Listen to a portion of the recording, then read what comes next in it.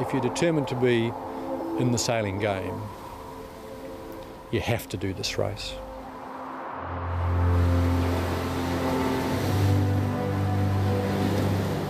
This race is demanding, physically and mentally. It is the ultimate yacht race.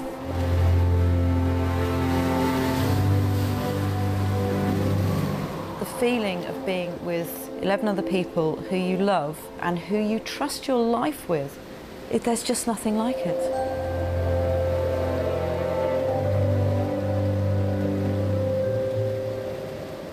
You'll be probably frightened at times, scared, worried.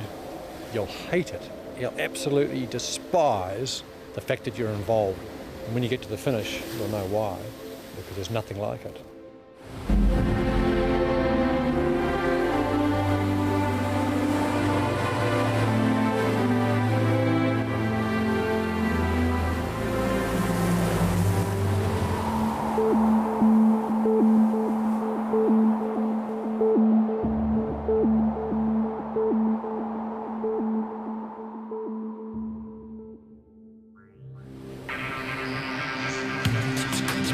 For nearly 40 years, it has been at the pinnacle of offshore sailing.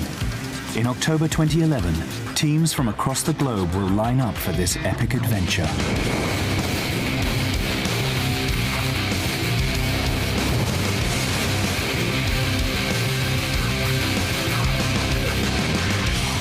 "39,000 miles around the world, across 4 oceans and to every continent on Earth.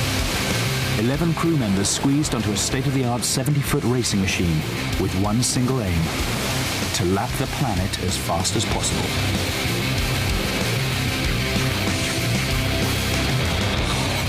Racing up to 600 miles per day through searing heat and sub-zero temperatures, braving storm-force winds and waves the size of office blocks. Adventurers and athletes in equal measure, with the planet as their racetrack.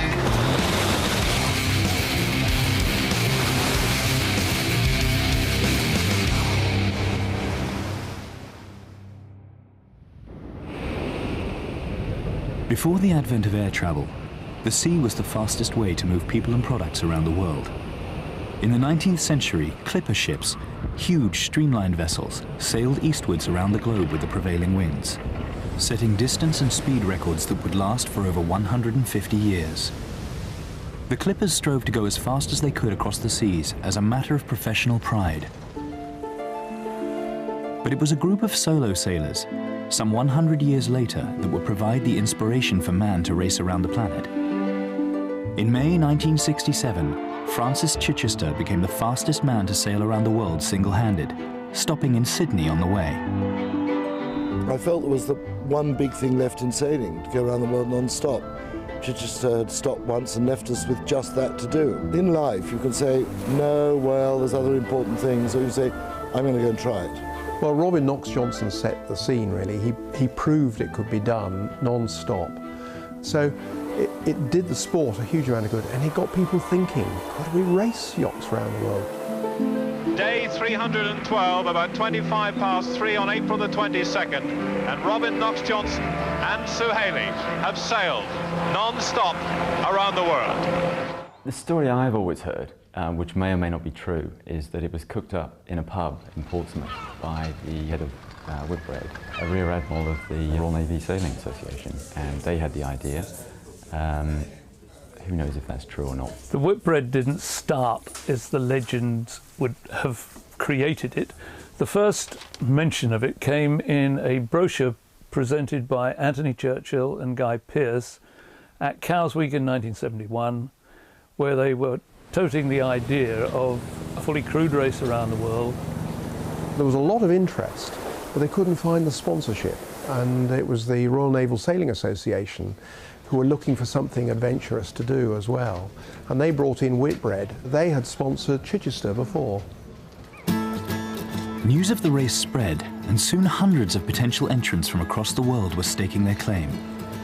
Aside from a few full-time sailors, it was a mix of former military personnel and affluent amateurs who were paying their way around the world.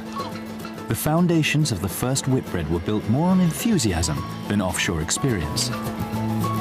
Well, they weren't out-and-out racers like we have now. They were all adventurers, and they wanted to go and see the world, and this was a great opportunity to do that. We're going to sail normal boats around with normal people, all right, we're going to stop, but we're going to race. Was really an enormously challenging prospect, and I think that now it's hard to get our heads around quite how much of an adventure that was going to be for everyone. The race would follow the traditional clipper route, heading south from Portsmouth, first to Cape Town, and then continuing eastwards with the prevailing winds to Sydney. Leaving Australia, the fleet would head down into the Southern Ocean to round Cape Horn and make for Rio de Janeiro, before the final leg back to Portsmouth. 27,000 miles around the world. On September 8th, 1973, 17 yachts left on the first Whitbread round-the-world race. From France's Eric Tabarlet on Penduic 6 to the Mexican millionaire Ramon Carlin on Sayula II, none had sailed around the world before. All except one man, Che Blythe, the skipper of Great Britain II.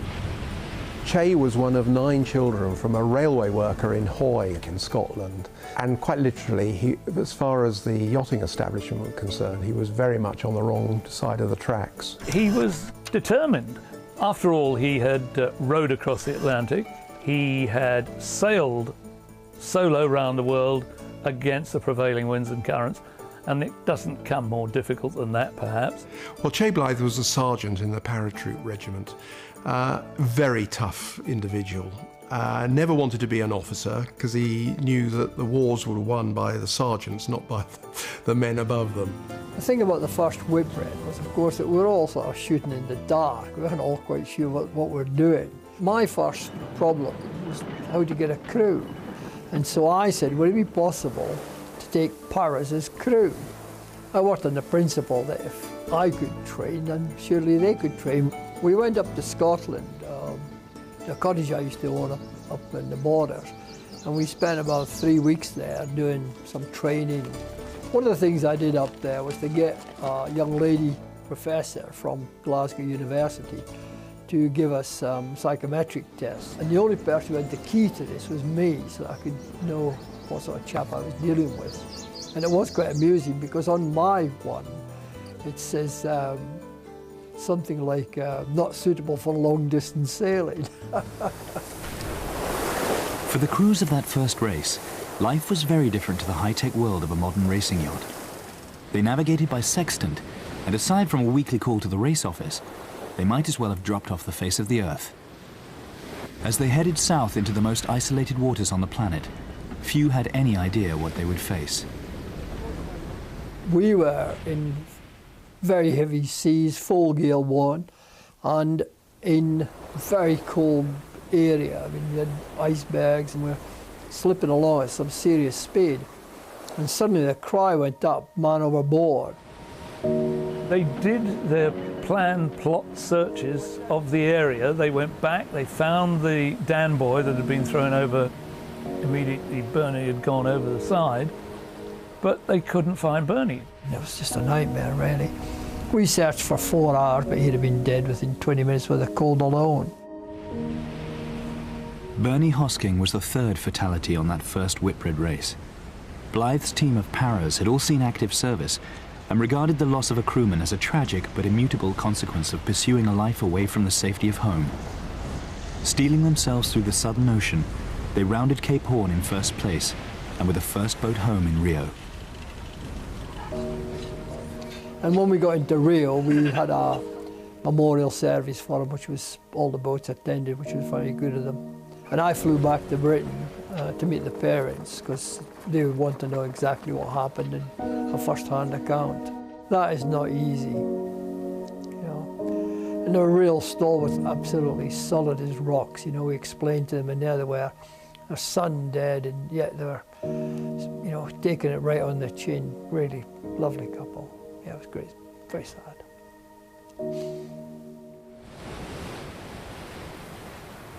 The fleet left Rio on the last leg back to Portsmouth. Blythe's GBR2 was the fastest boat around the world, winning 3 of the 4 stages and crossing the line first into Portsmouth after a then world record of 144 days to circumnavigate the globe.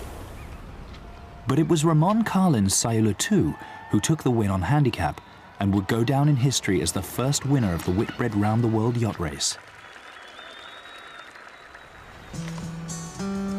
Also on that first race was a young New Zealander taking his first steps to becoming one of the sport's greatest icons.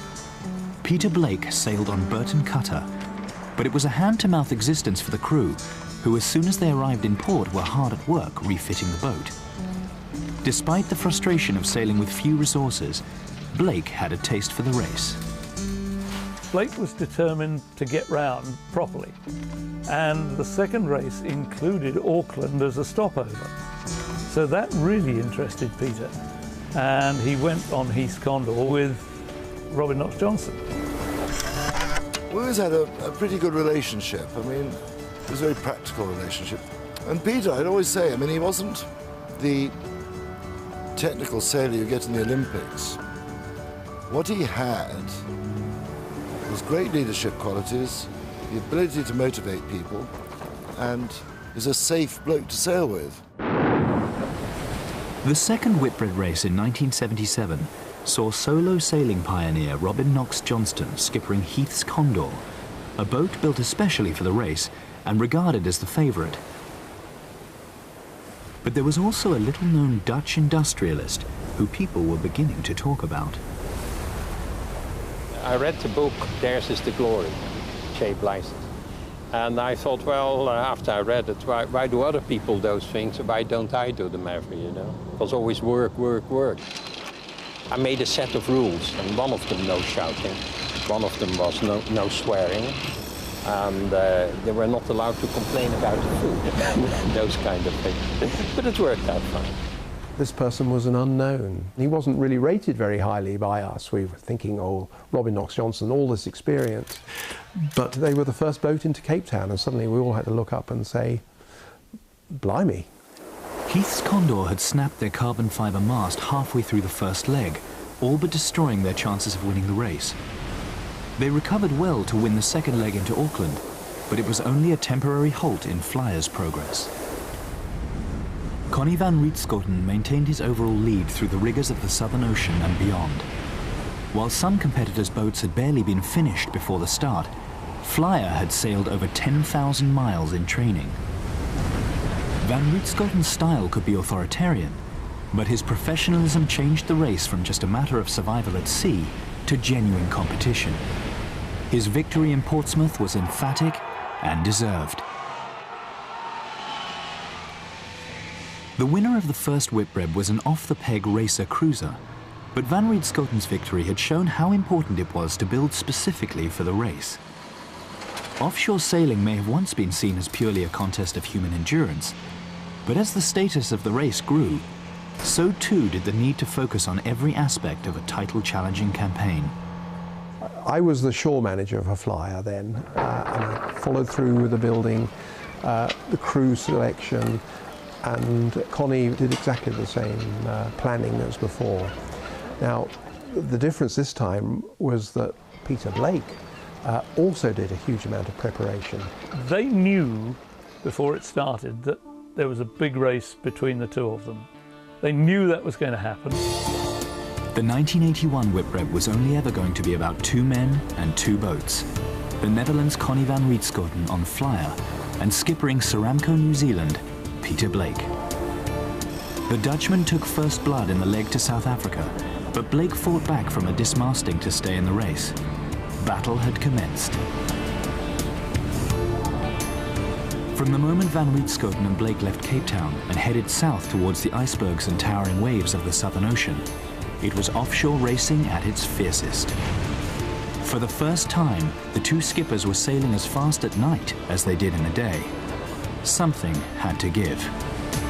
Connie had a heart attack Julian Fuller, our doctor, he'd just completed his training and he wanted to speak to the Ceramco. They were the nearest crew, but not only that, they had a cardiologist on board. He wanted to get advice. Connie said, absolutely no way. He said, if the Ceramco crew know that I've got a problem, they're going to push even harder. I'm not going to let them know that. The first thing that the guys on Ceramco, my boat, were to know if Connie had died was if they had to put him over the side and we saw him float past. He wanted to win. Van Rietschoten recovered from his heart attack and refused to miss a mile of the race he had dedicated his life to winning. With a multinational crew dominated by Dutch and New Zealanders, Flyer was pushed all the way by Peter Blake. But it was Van Rietschoten who sailed into Portsmouth first to complete an historic double of race victories and in a world record time for a circumnavigation of the globe. To those who weren't part of the sailing world, the sport had often been seen as the preserve of the titled elite, more about wearing the right tie and cocktails with the Commodore than a love of the sea.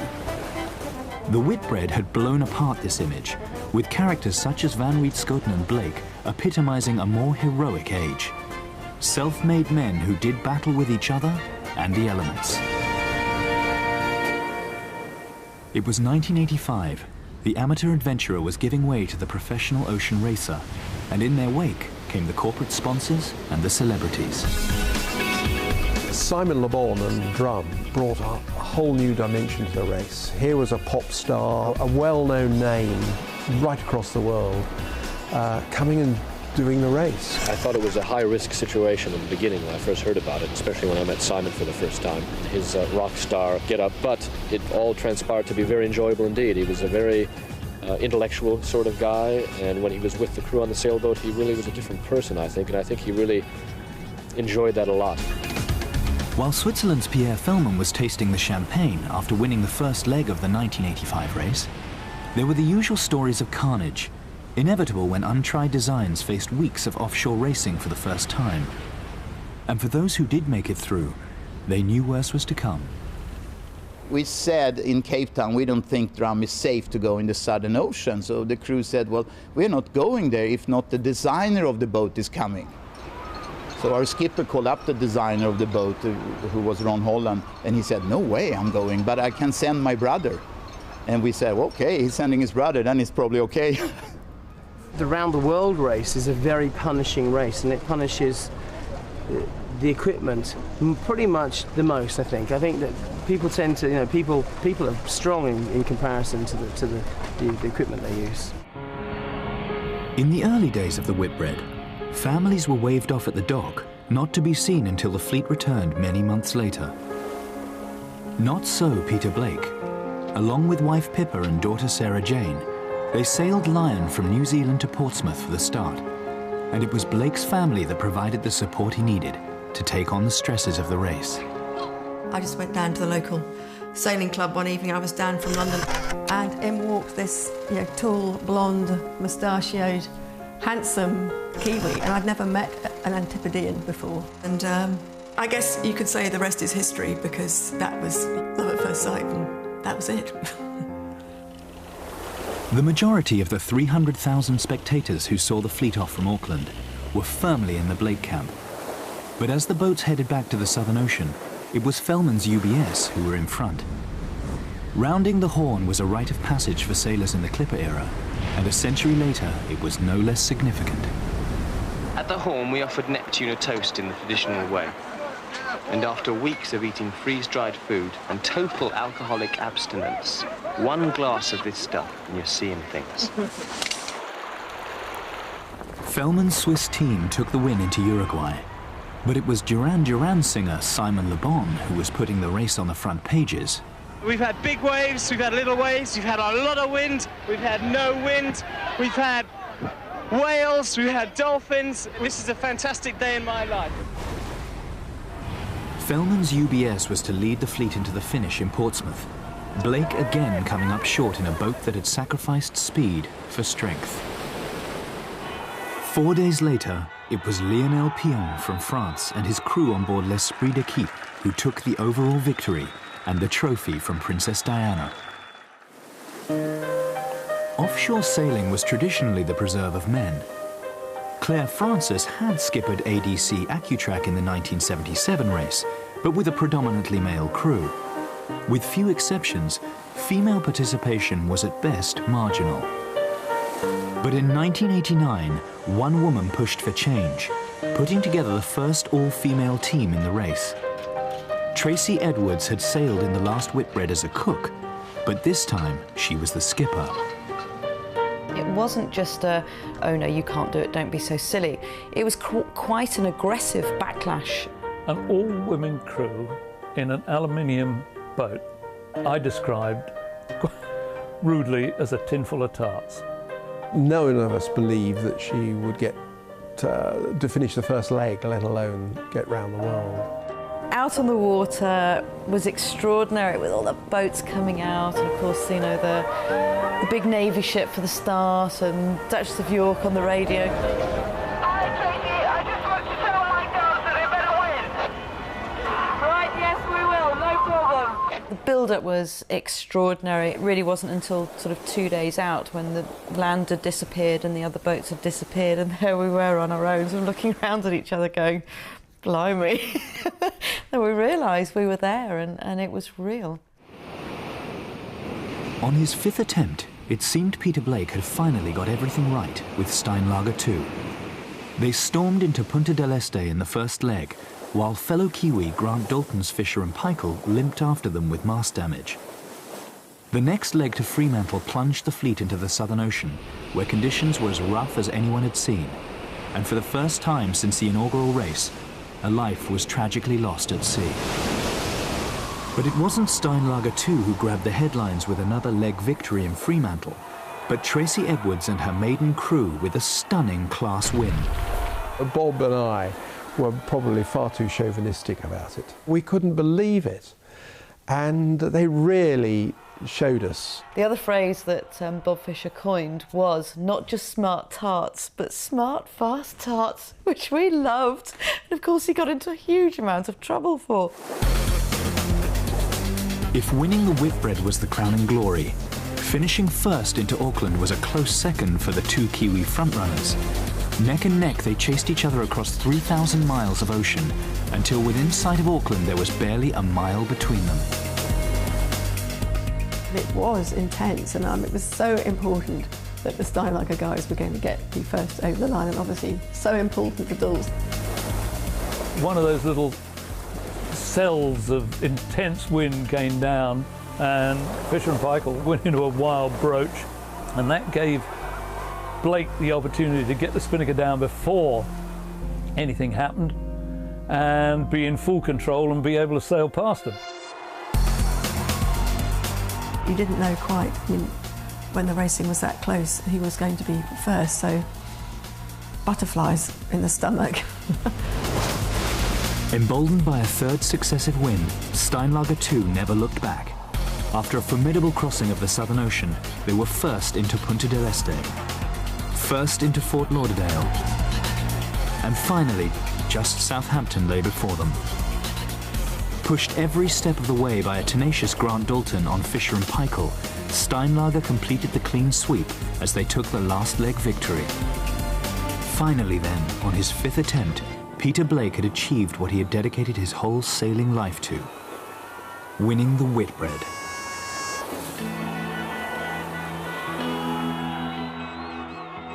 It was a wonderful triumph. To win every leg needed not only skill and determination, but just that extra little bit of luck, perhaps. I've climbed one Everest, yeah. There's a few more around that need to be looked at, so I'm not just going to sort of disappear, into the background somewhere. I've got a few other things I intend to do.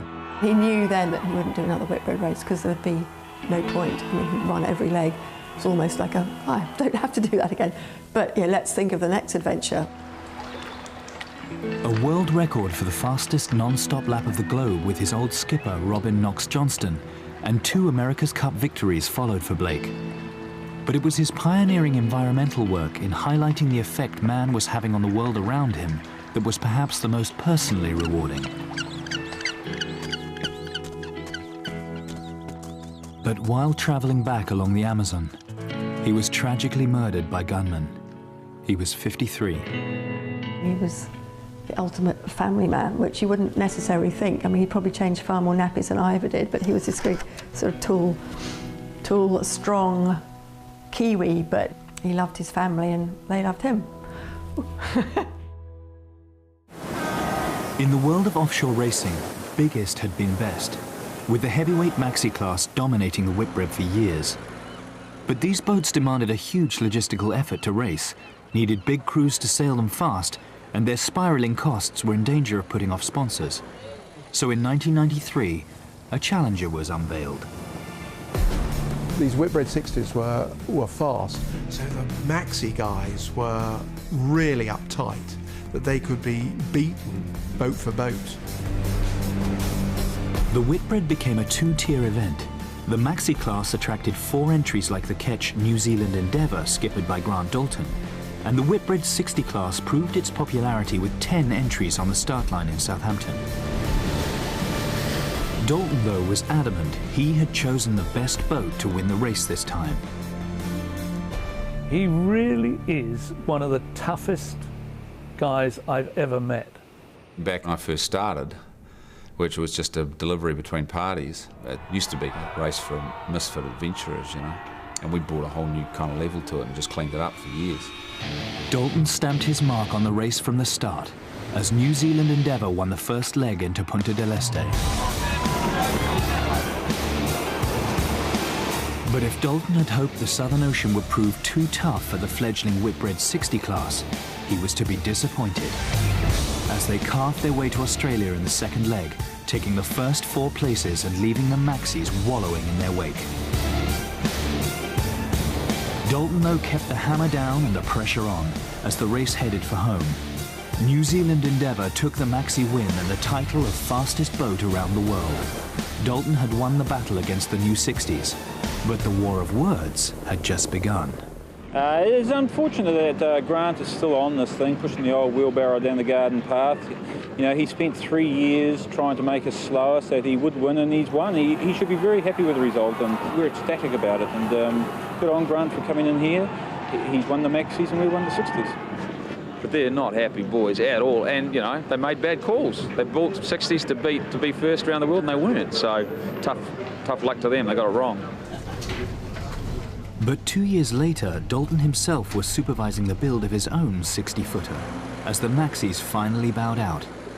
The Whitbread became at last a race between boats all built to the same rule. By 1997, the Corinthian spirit had been replaced by a cool professionalism as a new breed took on the race for the first time, and few epitomized the mood more than Paul Cayard. We just were very inexperienced. We had 9 people like myself who were America's Cup sailors or star sailors on the boat, but we had our own style. When that all clicked and came together, yeah, I won't ever forget that. We had a fresh approach. You know, we just upped the game at every level. Clothes, food, stacking, every level, we just pushed it harder. He come from an Olympic background where you race around short courses just a mile long, where every centimetre and millimetre counts. He took that same level of obsession and applied it to 30,000 miles of racing around the world. As the dot-com revolution took hold, the race was followed like never before. Millions around the world took to their computers to check the latest updated positions, living every mile of the race. Dalton had the experience, but it was Cayard's bunch of inshore racers on EF Language who had the edge on that first leg, beating the Kiwi into Cape Town by almost a day. Cayard seemed like the real deal, but there was much to learn. We sailed out of Cape Town in good shape, made an early tactical mistake and were on the back foot. Cayard pressed really, really hard to catch up, and he pressed way too hard. He broke just about virtually every spinnaker on the boat. It was just a complete horror story. I was unconscious of the fact that there was something such as lifting your foot off the throttle or slowing down. They got into Fremantle, and I remember meeting them there, and there was a very, very subdued atmosphere, and there was clearly a lot of tension on the boat. For me personally, I get a really bad taste in my mouth when I'm in the lead in something and start backing down. when we got in, and had a big meeting and actually changed the whole program at that point. And that's where Paul is actually pretty strong as a leader and said, all right guys, here's where I messed up, here's where you messed up, here's where you messed up, this is what we didn't do right, and here's how we're going to fix it. Any comments? Pre-race, a lot of the smart money had been on Britain's Silk Cut. Rumoured to be the best-funded campaign, it was led by the mercurial Laurie Smith, sailing in his 4th Whitbread. A year earlier, Smith had been unveiled as EF Languages star skipper. It's finalized and Laurie is here, and we are happy that we can work forward instead of backwards as it has felt over the last 2 months. But 3 months later, Smith had jumped ship along with most of his crew and headed back home to front Silk Cut's high-profile entry. With money to spend, it seemed like a dream move. Laurie Smith really had everything at his disposal when he had Silk Cut backing, a smoker with backing from a cigarette company, which we don't see anymore. He had everything going for him, but I don't think he spent it in the right areas. They weren't as well resourced in terms of shore crew, so when they came ashore after each leg, it was the sailors that were having to put the boat back together again, while on some of the other teams, those sailors were off to their hotels and getting much needed rest and recuperation before the next leg, so maybe cutting some corners here and there, and it started to tell, and it ended up with a broken mast. Silk Cut's dismasting on the leg to Brazil put any chance of overall victory well beyond their reach. A new 24-hour distance record showed their boat was quick, but a series of lackluster finishes left many wondering where it had all gone wrong. As the rest of the fleet ploughed northwards on the long ride back to Southampton, Kayard and EF Language tightened their grip on the race lead. The Whitbread had been a 9-leg marathon, visiting more ports than ever before, and with it, Paul Kayard had taken communication to a new level, sharing his victorious lap of the planet with a legion of new fans. My vision of this race was it was a tough race. I was coming into an environment that I didn't know too well, the offshore sailing, and I thought we would struggle at first, but that in the end we would grind it out. You know, when I went around the world in 97, 98, that was a voyage. It was a lot more than just the race. That was a lifetime experience to sail around the planet on the vehicle that I have spent my whole life on, a sailboat. And my Mount Everest in life was to win this race. And of course, when you succeeded, all the emotion came out. It was fantastic. I don't regret a minute that I have spent all this time in sailing. The Southern Ocean, perhaps more than any other area of the world, symbolizes what the Whitbread, or Volvo Ocean Race as it became, is all about. Ice, snow, towering waves, and winds that blow relentlessly and unstoppably around the bottom of the world. Nowhere on the planet is man more isolated from his fellow human beings. Southern Ocean's for only a certain few, I think. It's the most beautiful place in the world. Some days, other days it's just, could be the worst place in the world. If sailing's what you do, the greatest place in the world to go sailing is the Southern Ocean, because it's like your best ride at Disneyland and it just goes on. But in there's the big problem, because it just goes on and you can't get off the roller coaster. One of the worst moments is when there is growlers, small icebergs around you, and you cannot see them on the radar. And you're completely in the darkness and the boat is doing all this speed. And you feel a little bit crazy then. You feel a little bit, wow, this is on the edge. In 2001, the Volvo Ocean Race fleet went further south than ever before as the team sought every advantage over their rivals. For all the advances in technology, the boats were no less vulnerable to the hidden dangers that lurked beneath the waters of the Southern Ocean. It's blowing 35 knots, you're doing 25 knots at boat speed, and you're hanging on the wheel. The navigator sticks his head up the hatch and he'll say, iceberg on the bow. And you go, how far? 1 mile. It's like 3 minutes you're on top of it. You have to react instantaneously. Once you get the call, iceberg, you react. And you basically drive through this pack ice, picking out the big bits to miss. And all the time you're doing 25 knots, the hammer's down fully, you're just going. And you just think, if we hit something bigger than 6 or 8 feet across, we will actually compromise the hull and go down.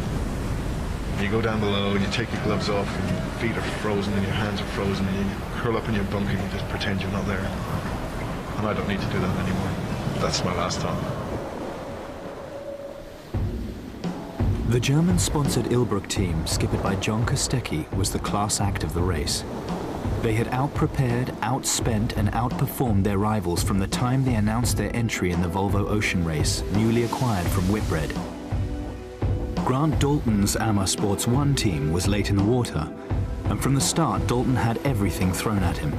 Gear failure, shredded sails, critically ill crew members. If he wanted a challenge, he'd got one on his 6th race around the world.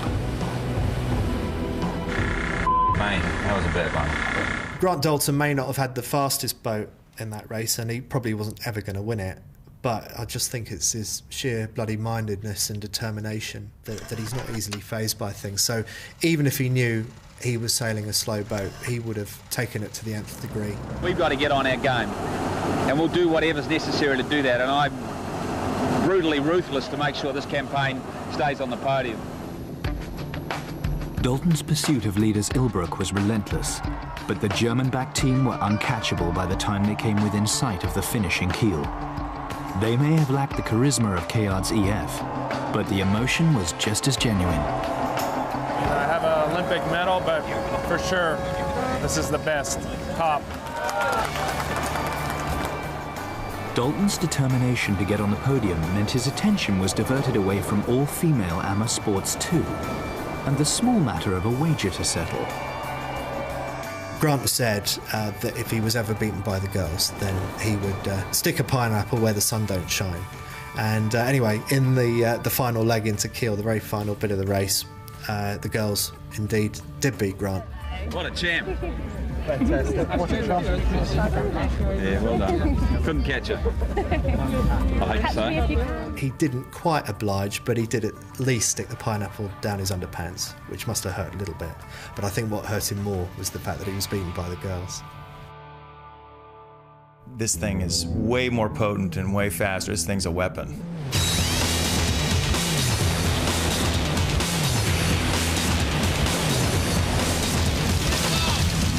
The Volvo 70 was the replacement for the aging 60-footer. It was a revolution in design, a canting or swinging keel, 60% more sail area, but 2 tons lighter with a crew of just 10. New territory for both designers and sailors alike. The Far Office, designers of the previous 4 race winners, were the favored choice in 2005. But ABN AMRO were a 2-boat team with a secret weapon, 34-year-old Argentinian designer Juan Cuyumjan. I'll be honest, I wanted the fastest boat in the fleet. Not only did we have a fantastic association with Juan, we made him overanalyze everything to death because we couldn't just sit back and say, hey, the Far Office have won every race. It's going to be right this time as well. JK just hit it first time, bang on with the Volvo Open 70. He got the right area of the rule, the wide, fat stern and the twin rudders. That was the key insight. The Far boats had dominated the import race a week before the start of the main event, with ABN AMRO's 2 racers bringing up the rear. It was starting to look like ABN's gamble had already backfired. But the light winds of the import race were a world away from what the fleet could expect on that first leg from Vigo, Spain. As they plunged south into a raging Atlantic, the new 70s were about to be tested for the first time.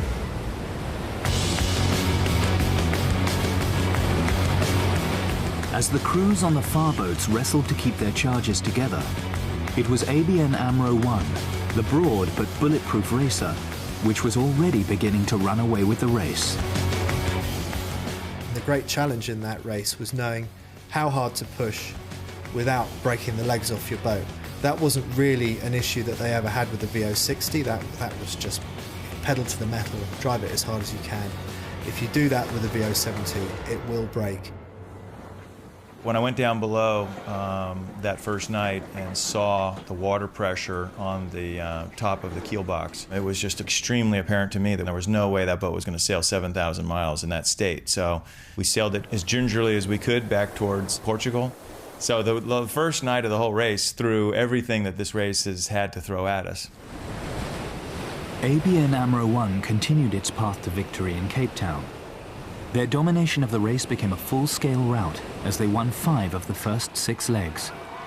Meanwhile, the FAR office was deep into full-scale crisis management as leg after leg teams retired with technical issues, often down to the hydraulics associated with the new canting keels. ABN's progress had been serene by comparison, and a triumphant homecoming in Europe was just a transatlantic crossing away. I think a lot of people assume that it's the sort of remoteness of the Southern Ocean which is where all the problems occur in races. In fact, very often it's the North Atlantic where you experience the most problems, and as we saw in the worst possible way in the 2005-6 race. The stage from New York to Portsmouth was as hard a leg as any the fleet had sailed so far. Freezing temperatures and winds building to over 50 knots. At 2 in the morning on May 18th, ABN AMRO 2, sister ship to the race leader, experienced a sudden jump in wind speeds. As the boat buried itself into a wave, 32-year-old Hans Horowitz was swept from the deck. The most sickening feeling you can ever have as an offshore sailor, to know one of your teammates is in the sea. As the crew on ABN 2 began a desperate search for Horowitz, the rest of the Volvo fleet was deep in the same low-pressure system. On May 18th and May 19th, the wind came up. It was blowing 35 to 40, which isn't more wind really than we saw at Cape Horn, but the Atlantic waves are very, very steep. And the amount of water that was coming over the deck and sloshing people around and knocking them down. And normally we would take the spinnaker down at night just to be safe, but at one point on May 19th, we took the spinnaker down in the middle of the day. Put the jib up. It was just that rough. So yeah, I've been scared. After searching for 40 minutes, the crew of ABN 2 located Horowitz, unconscious, in the water. Amazingly, they did recover him, but when they got him on board, they were unable to resuscitate him. And that was an absolutely devastating blow to the race. The fact that it was, getting on for 20 years since the previous death in the race, maybe people had forgotten what this race is really all about, because in the first 20 years of the Whitbread race there were a lot of deaths, and it is a dangerous sport, and that was a nasty reminder of it. 2 days after the tragic loss on ABN 2, the race was again plunged into a nightmare scenario. 300 miles from the English coast, Movistar launched off a wave. The resulting impact compromised the hull. Sinking and too far offshore for rescue, the closest boat to them, ABN AMRO 2. It was one of those times where you're left with a choice to either cut your losses and get off safely, or if you can persevere in that storm. And you know, there was a lot of risk involved to have stayed with it. So the decision was made to abandon ship, get in a life raft and get picked up by ABN 2. Such had been the drama of the previous days that few realized ABN AMRO 1 would become Volvo champions with 2 legs to spare if they were first to Portsmouth. While all around them had been breakages and crew changes, Mike Sanderson had brought his boat and the same 9 sailors all the way with him. At 34, he was the youngest skipper to win the race. It's such a special moment. This is my Olympic medal. This is my climbing of Mount Everest. This is my childhood dream, to get to skipper a boat and win it in the Volvo Ocean Race. The boats would be the same for the next race, but the route would be radically different. Instead of the usual dive south to Australia, the fleet would head east to India, Singapore and China before taking on a mammoth 12,300-mile journey through the Southern Ocean to Rio. The commercial sponsors were ecstatic as the race opened up new markets like never before. If you go to yacht races around the world, it's often the places where they've never experienced sailing where they get the biggest turnouts. Places like India and China. So an eye-opener for the sailors and for everyone involved in the race. With the prospect of reaching untapped markets like never before, the race attracted one of the most international fleets in years. Ericsson had recruited the core of ABN's winning team, signing Juan Cuyumjan as their designer, and for their skipper, one of the most successful sailors in Olympic history, Torben Grael. Grael had skippered Brazil's first ever entry to a creditable third place, but this time he was on a boat that looked to have won the race before it had even started. He's one of the fastest drivers of a boat, so when he's got his hands on the wheel, there are a few people that can match him. He understands the wind pretty much better than anyone else, and he's won 5 Olympic medals to prove that. He just sees things that other people don't see. The boats in the very first race were as different from the Volvo Open 70 Grael was piloting as a biplane is from a stealth fighter. Since those early years, life above and below decks had changed dramatically. Alcohol disappeared long ago, food was freeze-dried, and living conditions cramped, cheerless, and filled with a deafening sound of creaking carbon. At times, sailing in the Volvo resembles nothing short of a sadistic social experiment. The fact that you're living with people all the time, you see guys come to blows on the training pitch in football, and they get to go home to the wife every night and have a bitch about the blokes they're playing with. You don't have that opportunity when you're on a sailboat. Run her off! Run her off! Jesus Christ! It's really brutal on relationships and just how a small group of people work together effectively without tearing each other's heads off. I think the Volvo Ocean Race tests you in so many different ways, and probably the mental side is the hardest of all. The pressure on the modern race skipper has grown immeasurably since the first race. With budgets now in the multi-millions, the need for a team to deliver results has never been greater. Ericsson 4 looked on top of their game as the fleet reached Singapore, with victory in 2 of the first 3 legs and a new 24-hour distance record. But their failure to inform officials of a change to their bow suddenly put the future of their whole campaign in jeopardy. And it was Torben Grael who was in the firing line. I can hold the pressure of being the tactician of an Italian America's Cup team in 2 Louis Vuitton finals, and I can hold the pressure of sailing 6 Olympic Games. And I can hold the pressure of sailing 600 miles in 24 hours.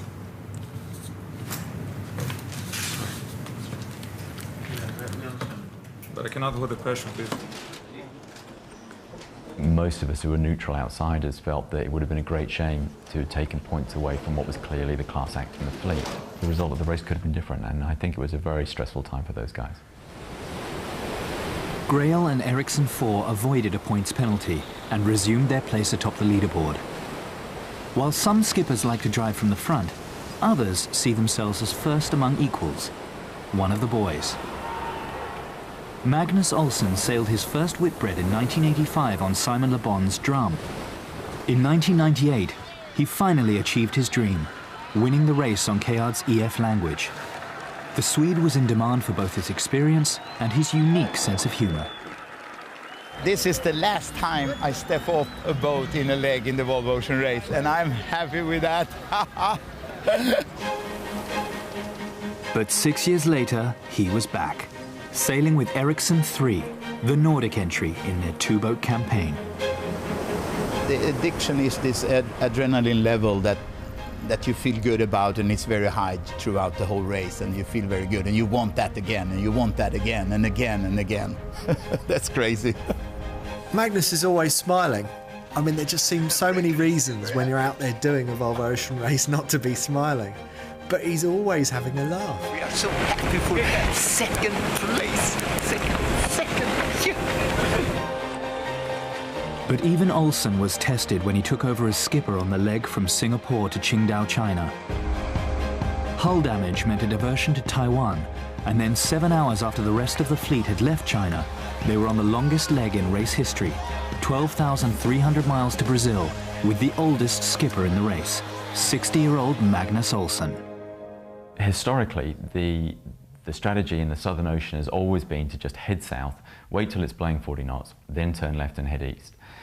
Their navigator, Axel Magdahl, was proposing something completely different. They saw something that the meteorology information was saying that there's a good call here, boys, let's go for it. and they did it. They jibed away from the fleet, and it paid off big time. Now, the other navigators had all seen it, and many of them had thought about it. No one had the nerve. And so Axel Magdahl and Magnus Olsen, they tacked, went northeast, and 2 days later they had a one-day lead. It was a truly spectacular maneuver. After nearly 6 weeks at sea and running low on food, Olsen and his crew headed into Rio as winners, and with Magnus Olsen as the oldest skipper to win a leg in race history.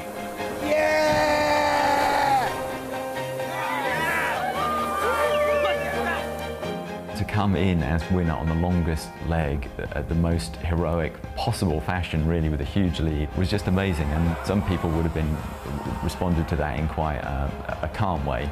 Magnus just let it all hang out, and he was so happy. Ericsson 4 was second into Rio, and winning 3 of the last 5 legs took overall victory. The race had taken sailing to places where the sport had been unknown, and the reception it received showed that even in uncertain economic times, or perhaps especially in such times, the heroism of raw human endeavor was still a compelling story that people were hungry to hear.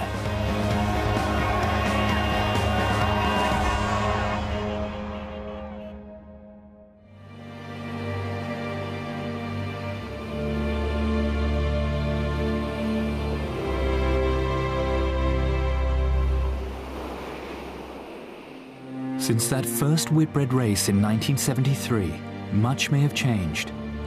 The adventurer has given way to the athlete. Technology has made it a war of speed, not just survival. And every mile sailed can be shared with millions around the world. But one thing above all others has remained constant. It's like a drug. This race becomes something you can't live without. It's extraordinary.